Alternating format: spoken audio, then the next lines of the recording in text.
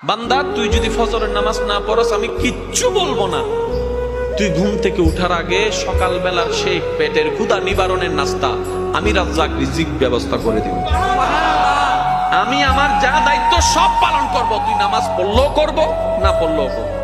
আমি দিলেই তোর খাবার, আমি দিলেই খাবারটা রান্না হয়, আমি দিলেই খাবারটা হাতে উঠে, আমি শক্তি দিলেই তো মুখে যায়, আমি ডুব গিলার ক্ষমতা দিলেই তো তুই ডুব গিলতে পারিস।